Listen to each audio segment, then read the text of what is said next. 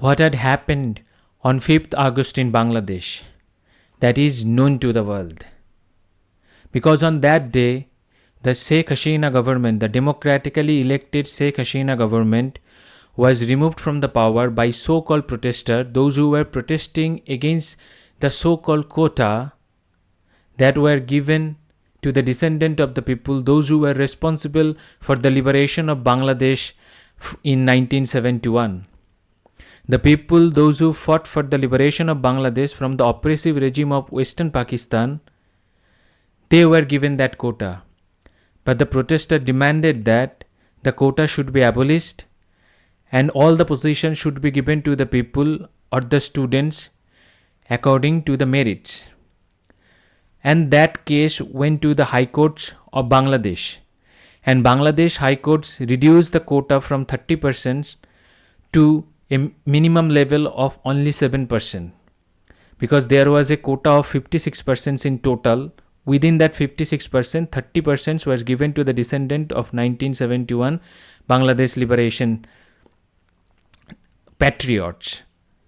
Now that was driven to the 7%. But even after that, the protester demanded that Sheikh Hasina should resign and she should set aside his regimes and let others to rule the country. Why that was there? Was that protest organic or inorganic? Was that protest orchestrated by the people, those who were against the Sheikh Hasina's government, those who have the vested interest, those who were interested to have a military base in Bangladesh, or those who were interested to get the access of Bangladeshi ports? Who were responsible for that? Or those who were responsible for fomenting the radicalization in Bangladesh? Who are those peoples in fomenting the war kinds of situation in Bangladesh, civil war kind of situation in Bangladesh? We need to discuss it. Because regime change in Bangladesh is not new. It is an old concept of Bangladesh, and this has happened in Bangladesh several times. And I will going to tell you then that what happened in 1975, because 1975 was a watershed moment for Bangladesh. In 1971, Bangladesh got its liberation from Western Pakistan, the oppressive regime, the dictatorial regime. And in 1971, the Mujibur Rahman, the person who led the Bangladesh Liberation War, became the Prime Minister of Bangladesh. And in 1975, he became the President of Bangladesh. And in that year, the Mujibur Rahman was assassinated by the groups of people, those who belongs to the Bangladesh army. And it was not an organic movement or the organic assassination. That there was a conspiracy behind that. And there are several stories that the peoples, those who had the vested interest, even then in the 1971, was behind in orchestrating the assassination of Mujibur Rahman. Because Mujibur Rahman was not getting those peoples to get the easy access in the internal matters of Bangladesh. And those peoples were very much interested to meddle into Bangladesh internal affairs. And in that assassination, that means Mujibur Rahman, his wife and 3 of his sons lost their lives. They were all murdered. Following the assassination of the Sheikh Mujibur Rahman, the Mujib's ministers of commerce, the Khondarkar Mustaq Ahmed, became head of the interim government with the help of the Bangladeshi army. That was 1975, and now today, his daughter, who survived the assassination attempt because she was living at that time in Germany with her husband. As a result of that, she and her sister were spared from the assassination attempt. In 1971, Mujibur Rahman was removed as a result of the designed coup. And even today, she was removed from her post as a similar kinds of design. She luckily survived due to the India's help. The India helped her to get away from Bangladesh unharmed. Her flight was encountered by the Rafale jet of India, or escorted. You can say they escorted by the Rafale jets of India and land in Hindon Air Base, Delhi. And she is still here in Delhi, and she was seeking asylum in London, England. But the UK government, the leftist UK government, has decided not to give her asylum, and there is also a vested interest behind that. And we will going to talk about who are behind it, and those who are behind it, we will going to expose them, because now there are several questions, because we do not know that who are the people, those who are actually behind that plot, behind the regime change plot. We are also speculating. So on the basis of speculations, we will give you some speculative thoughts of mine, that who are the people, those who are actually behind the regime change. Before that, I need to give you the concept of regime change in Bangladesh, because from 1975 to 1990 it was a government of military rule in Bangladesh. But in 1990, after widespread pro-democracy protest, the Ershad resigned on December 6, 1990. Who was Ershad? That is important. Ershad was the head of the regime in Bangladesh, and he was heading the Bangladeshi army at that time.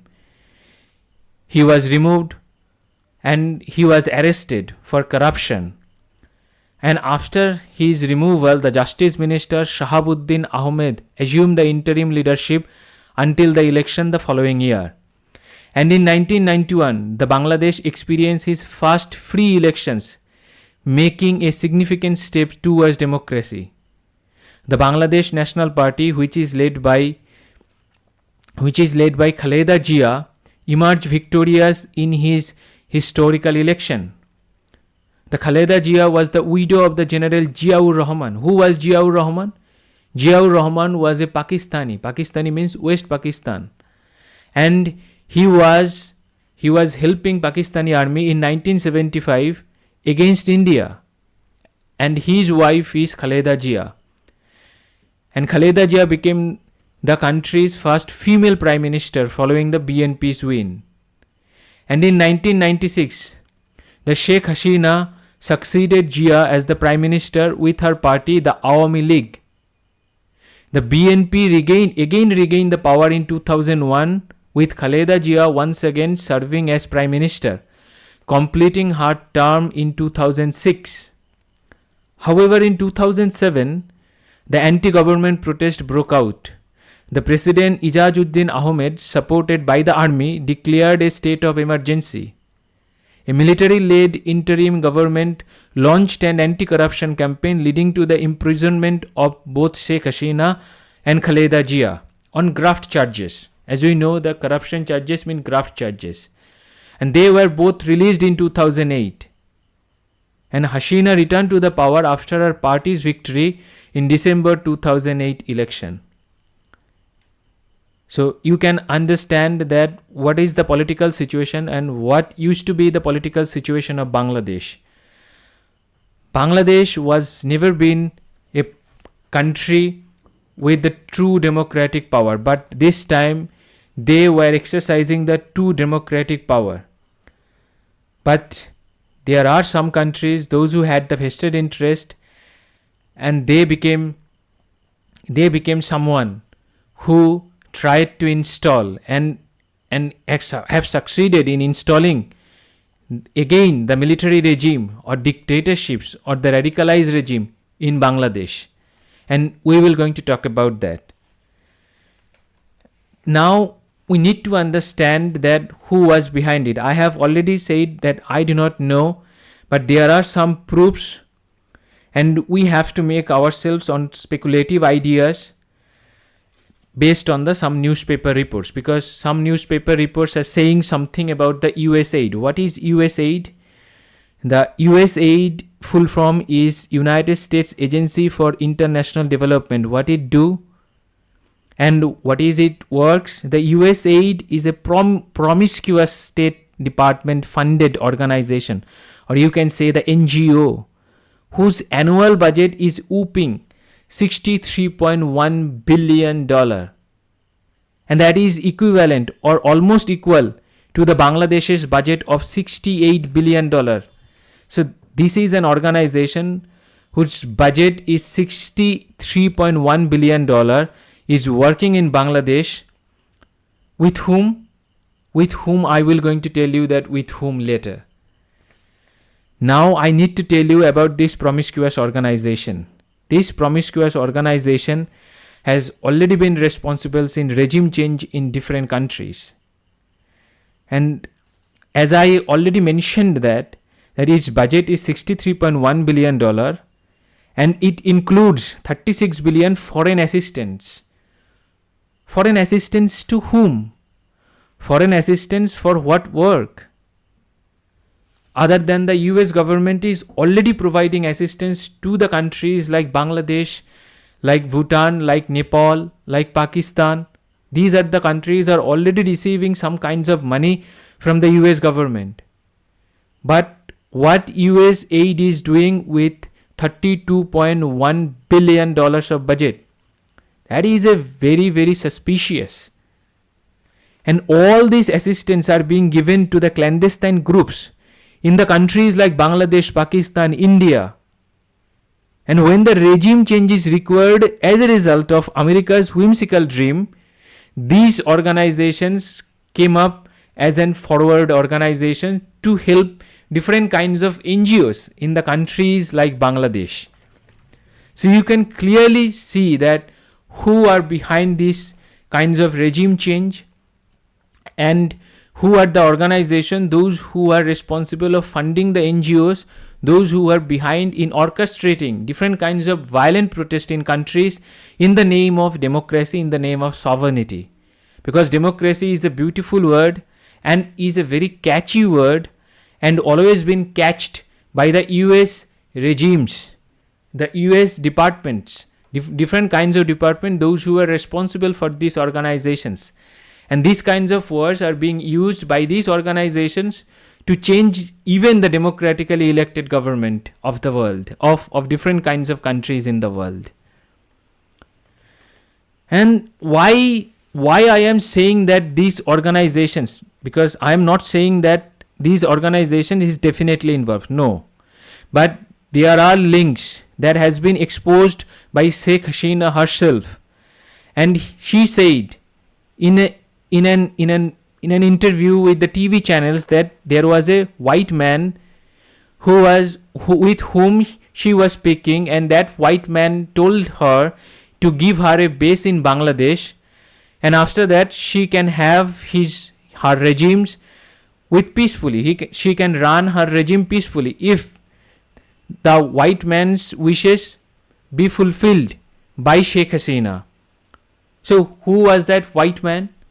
Now I will going to tell you who that white man can be, because there are several kinds of white men available in the different countries and the different world. The United States has the white man, UK has the white man, France has the white man, almost all the European countries have the white man. Even Chinese have the white man. She talked about the white man, not talked about the construction of the eyes or the construction of the mouth or the construction of the faces. So we can talk about the different kinds of aspects over there. We can also talk about the Chinese intention, the US intention. Also, there are different kinds of white men in Pakistan, Afghanistan, and the Pakistan is very important key over here. Now, as I said that there are interest. As a result of that, the interest needed to be fulfilled by that white man. And for now, I am assuming that white man was an American. So what the Americans needed? The American needed a military base in Bangladesh to control the Southeast Asia as well as India. Because this area, This region consists of Bangladesh, northeastern portions of India, Myanmar, and different other countries of Southeast Asia. That is a very, very important, strategically important position to control China and as well as India. So as a result of that, US needed a military base in Bangladesh. Now what they did, they were also conspiring to create a Christian state, taking the parts of Bangladesh, Myanmar, and even India. Because Bangladesh do have Christian populations in its east or the northeast. Myanmar do have its populations, Christian populations in its east. And India do have its populations, Christian population, because most of the state in the northeast are dominated by the Christians. And these Christian populations are very much suspicious of India's activities in these regions, because they are believed in different kinds of regimes in different parts of the world, because they do believe in Christianity. As a result of that, they do have a belief in Pope or the Vaticans. And there are some Christians or nuns or fathers, those who are working under the garb of different kinds of organizations in that regions. And those Christians people or Christians fathers or the nuns are working on the behalf of different kinds of region, particularly the United States, United Kingdom, and Norway is also there. Norway link is very important over here. So what was their plan? Their plan was already there. They were working on a notorious agenda. As a result, the United States joined hand with the Kukichin National Front. The Kukichin National Front has already been discussed in my previous topic, which was related to the Bangladesh too. So please go over there, and you need to know about what is Kukichan, how they were formed, and why they are very important key element over here in this protest. As I said, that they were working with Kukichan National Front and the Assam terrorist organization Alpha, led by Paresh Barua. The Paresh Barua led Alpha group was not only get the help from the United States, also getting the help from China. Because Paresh Barua took shelter in China for time to time. He took shelter in Myanmar with the help of Chinese for time to time. So you can clearly see that what is happening and what was the plan of the United States in that region, in Bangladesh and the northeastern portion of India. And there was another group named the Islamic organization based Chittagong group named Jamaat-ul Ansar fil Hindal Sharqiya. That is the group that was also the part of this conspiracy. The conspiracy that was brewing with the help of the United States. And in my previous video, I have already shown that some of the image proof that how the United States Army personnel are working with the Kukichan groups, those who were working in Myanmar and those who were responsible for the unrest in Manipur, those who were responsible for the unrest in different other regions of India, northeastern India, particularly northeastern India, to cut out a country, Christian majority country like the Timor-Leste. So you can clearly see that who were behind it, what was their plan, what was their planning. And I am saying that there was an ambassador of United States, because that ambassador has fled Bangladesh before these kinds of violent protest, and his name was Peter D. Haas. And the Peter Haas was responsible for different kinds of unnecessary comments when Sheikh Hasina was in power. He was openly supporting the BNP, the Bangladesh party, the opposition party. He was openly supporting BNP and Jamaat-e-Islami. Who was Jamaat-e-Islami? Jamaat-e-Islami is a group who was responsible for the genocide in Bangladesh in 1971. They formed a group called Rajakars. They were responsible of killing, raping the Bangladeshi women irrespective of religion. They raped Muslim women, they raped Hindu women, they raped women of the different other religions. So you can clearly see what was the plan of the United States, and even today that is alive because they have been successful. If United States is truly involved, then they have been successful in organizing what they were planning to, in getting the results what they were planning to. So they get their results. Now there was a plan called now this is the pictures I am talking about. This is the pictures where you can see the American soldiers are talking to the Kuki Chan soldiers, are planning for the different kinds of invasions within India and Bangladesh to disturb the governments of India as well as Bangladesh. And United States always talked about an island. That island is called the St. Helena's Island. Why that island is important? Because St. Helena is a strategically based island which has its proximity to Myanmar and Strait of Malacca. The United States wants to control the strategically important position, and they have bases around the world. They have bases in Central Asia, they have bases in West Asia, they have bases in Europe because Europe is the part of NATO. They have also bases in the Central American countries. In Nicaragua, in Guatemala, they have bases over there. Even in the Cuba, they have base. Cuba used to be the socialist country or communist country. They have base in Cuba. How?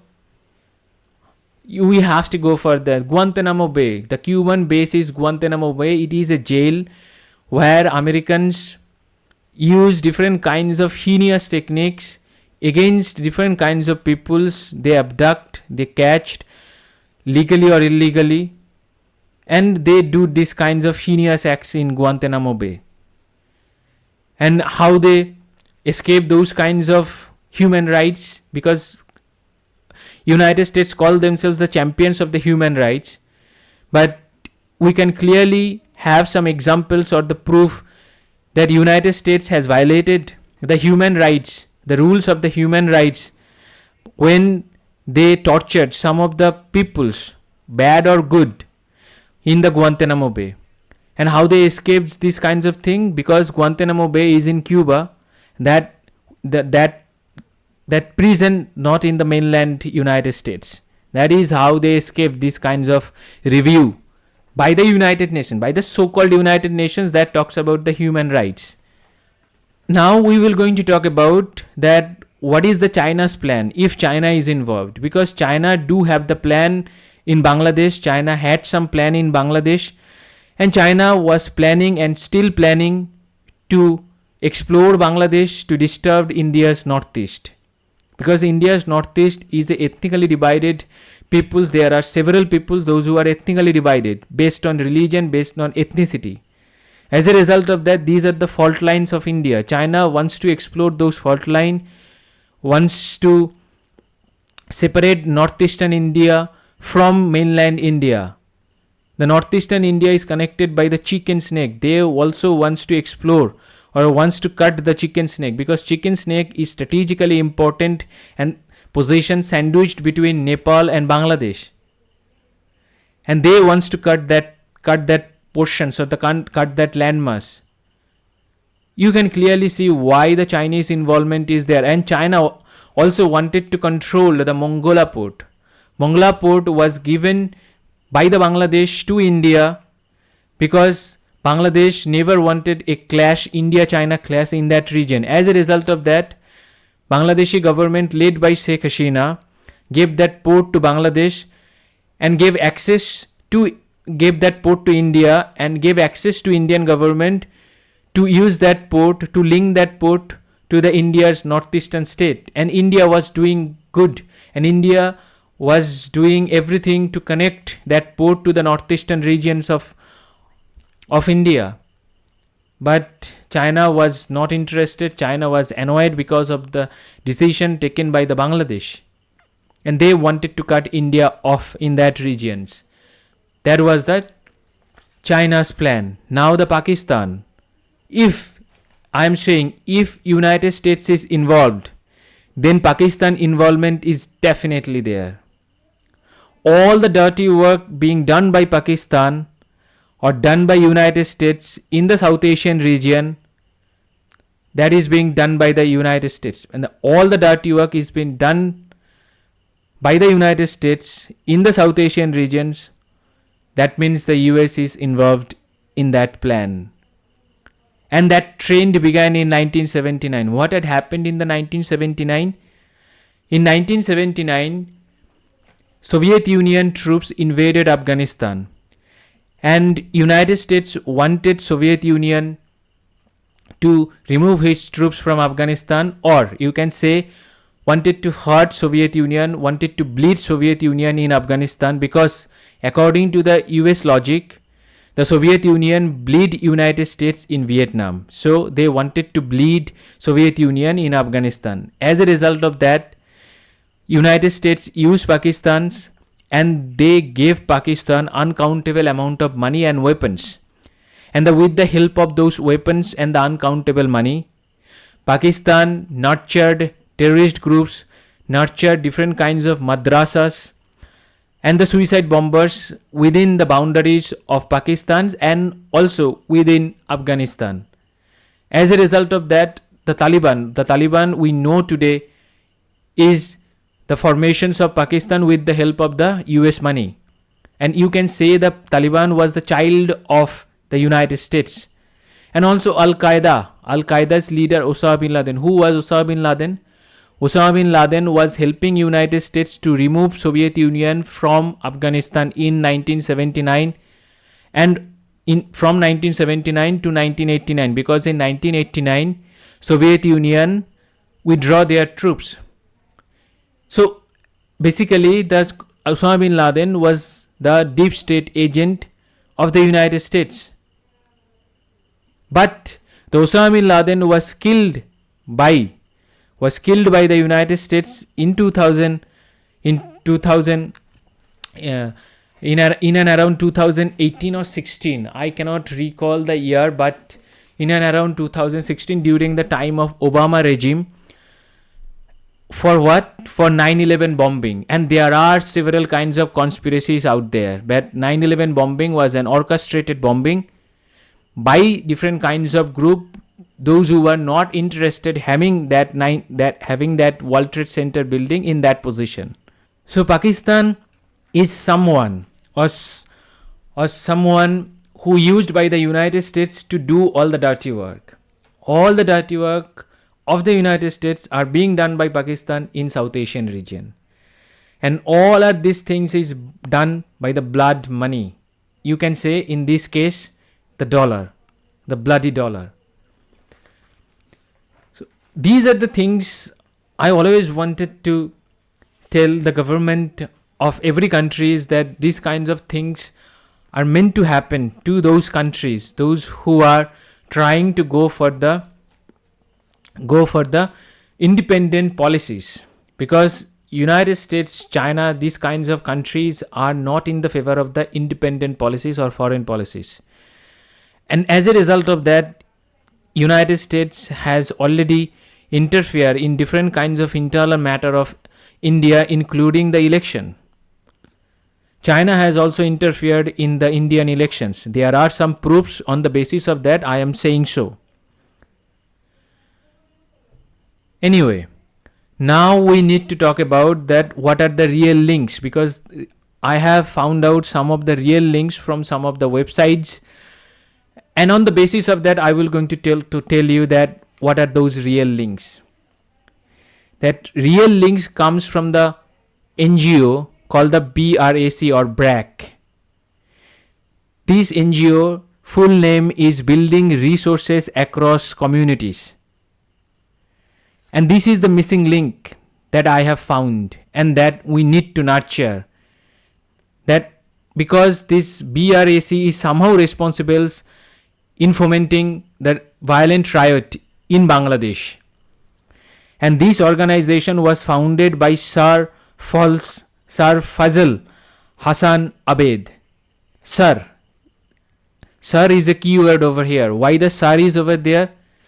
because this is the title given by the United Kingdom. This is the knight title given by the United Kingdom to this man. That is why the Sar is over there. Sir Faisal Hassan Abed. Who is this man?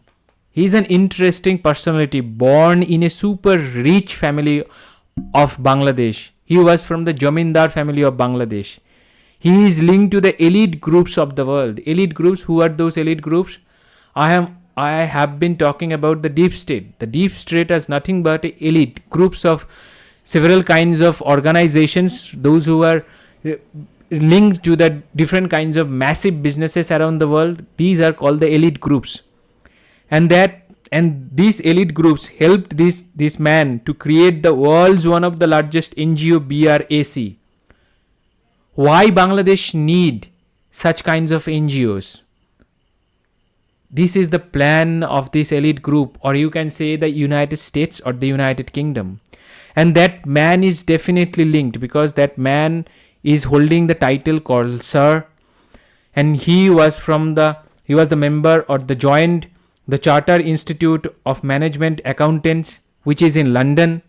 He worked for the Shell Oil Company in East Pakistan. East Pakistan means previously, the Bangladesh previous name was East Pakistan. Shell, what is the Shell? Shell is a company, the oil company, which is held by this elite group. So this man is somehow linked to the deep state of the United States and the United Kingdom, because if the United States is there, United Kingdom is there. If the United Kingdom is there, then United States are there. They are married wife and husband. Kinds of a relationship is between United States and the United Kingdom. And this group is heavily funded by the USAID. I have already talked about the USAID. So this group is heavily funded by the USAID, financial, and this group has also been getting the fund from the Melinda Gates Foundations.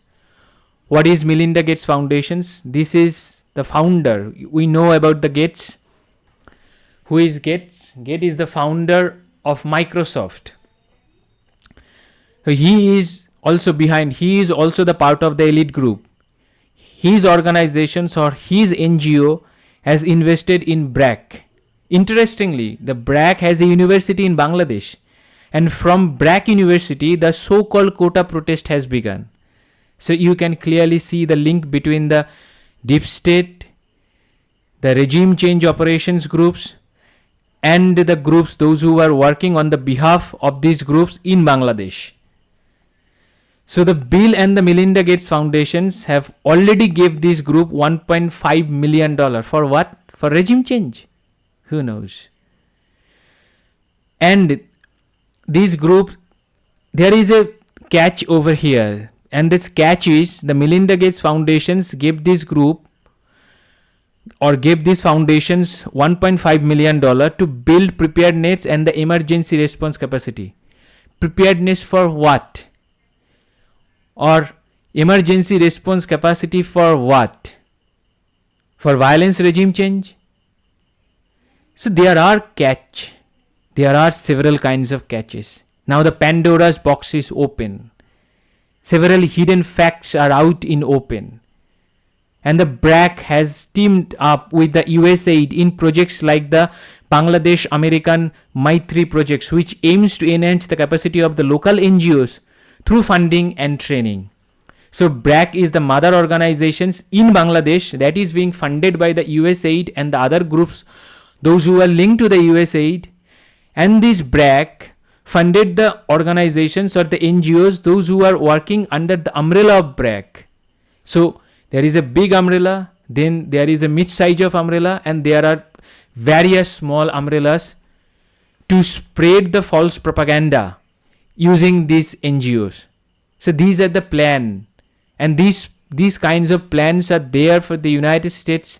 They are for the groups, those who are working from the United States, funded by the State Department, and all the countries, those who are democratic, they need to take care of these kinds of groups or these kinds of groups working in their respective organizations funded by the regime change groups like the USAID. So these are the things very important for the countries like India, countries like the United Arab Emirates, because United Arab Emirates also observing such kinds of movements over there. And these groups are using the peoples of the origins. Peoples of the origins means recently the United Arab Emirates have saw the protest from the Bangladeshi peoples in United Arab Emirates, those who were there for the work, earning money. But these groups are also influencing those workers, those who are there to protest, to create the mayhem in the United Arab Emirates. And why the United Arab Emirates are being targeted by these groups or the United States regime change groups? Because United Arab Emirates are now supporting the dollars, supporting the different kinds of other currencies, including dollar.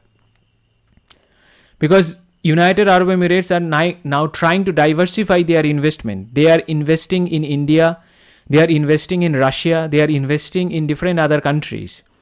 As a result of that, they needed money, different kinds of currencies.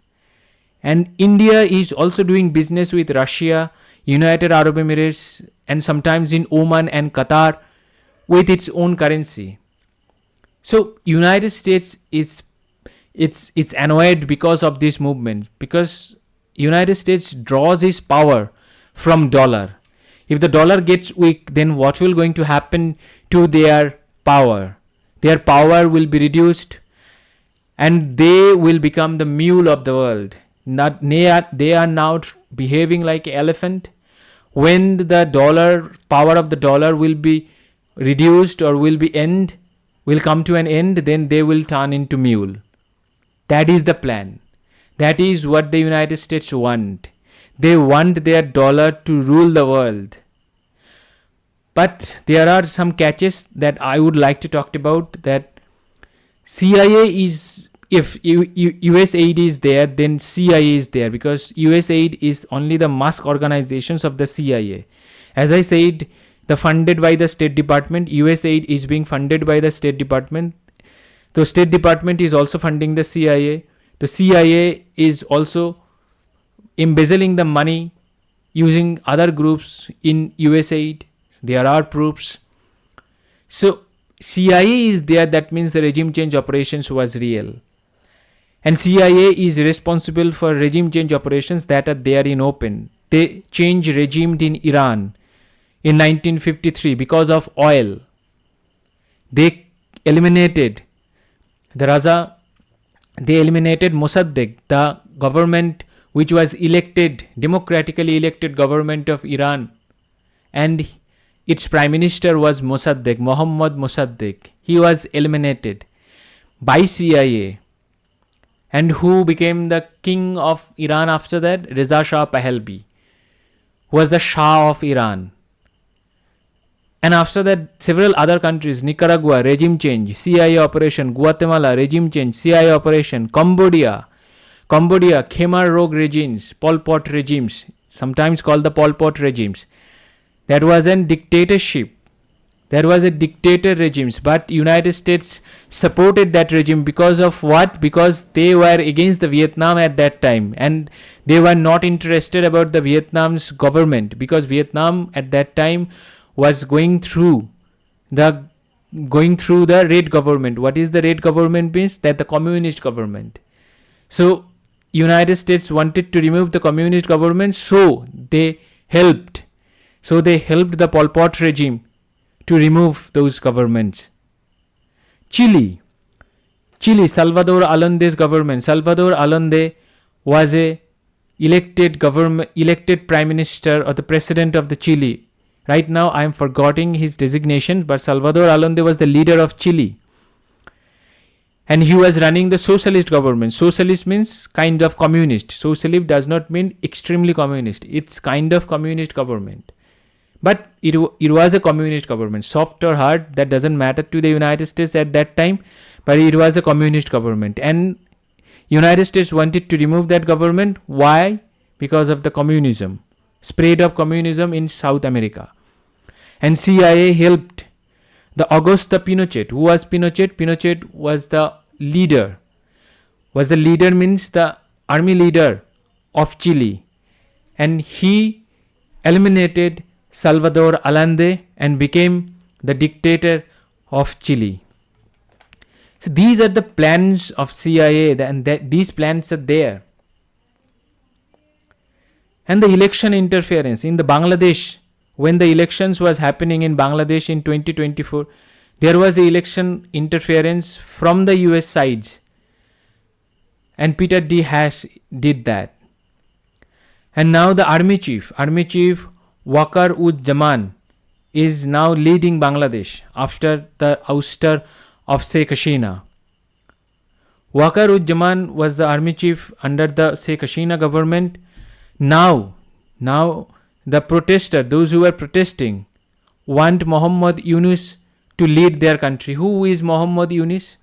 The Muhammad Yunus is a controversial man. He was given the Nobel Prize in economics. Why? Because he did something, but he is a corrupt person. Why? Because Yunus was also marred in the controversy when he was indicted by a Bangladesh court on the charges of embezzlement of 252.2 million taka. Taka is the currency of Bangladesh, which is equivalent to 2 million US dollar. From where he was embezzling the money?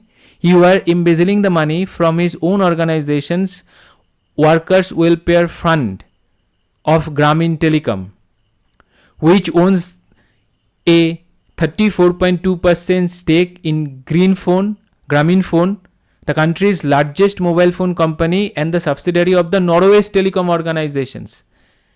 So you can clearly see that how Norway, I have already mentioned that how Norway is involved in the regime change operations.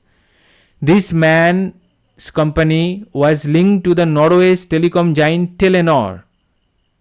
And that Telenor belongs to the Norway. So Norway is responsible of giving different kinds of Nobel Prize, particularly the Peace Prize. So you can clearly see that what is the link between these kinds of countries and peoples, how they nurture the peoples. They use different kinds of awards to make the people pliable leadership for the regime change. And they did that in India. But India need to take care of those elements pretty hard, because now this is the time to control these kinds of regime change operation. Otherwise, the Indian government might face such kinds of operations in future. And we are seeing such kinds of things, or the signs of such kinds of operations over here. There are several peoples though who are openly asking the citizens of a particular religions, in this case the Muslims, to come out in street protest against the government, those who are running the government, in the name of democracy. This government has been elected by the people of India democratically, but the people, those who are fomenting or trying to foment the riot in India, they are trying to foment riot in India because according to them the democracy is in danger. According to them, the Indian government is persecuting the Muslim population. There are no persecutions of Muslims. The Muslims are living the best of their lives in India. They are not living their best of their lives in Afghanistan, which is under Sharia law, or in Pakistan, which is kind of an Sharia law, which is infested by the terrorists. Not Iran. Iran is under the strict Sharia law. Not in Saudi Arabia, strictly Sharia law. United Arab Emirates, now it is free, but it used to ruled by the rules that comes under the Sharia law. Qatar, Sharia law. So the Muslims are being used or persecuted by these kinds of peoples, those who are taking the money from the organization, those who are working on the behalf of the US aid, those who are getting the money from the State Department. These organizations are making such kinds of leadership to hunt down the government, those who are doing work, those who are nationalists, because the deep state do not want the nationalist government. They want pliable government. They want the government to follow their words, word by word. They follow their order, every order. So these kinds of pliable government cannot be happened in India, but things are changing. The government of India needs to take care some hard step to control such kinds of elements in the society. So guys, thank you very much. If you have any questions, any kinds of questions, I'm ready to give you the answer. I'm ready to give you the questions that is not related to this topic too. So for today, this is the end of the topic. Thank you very much. Thank you for your support. Please support my channel. Please share my channel with the others.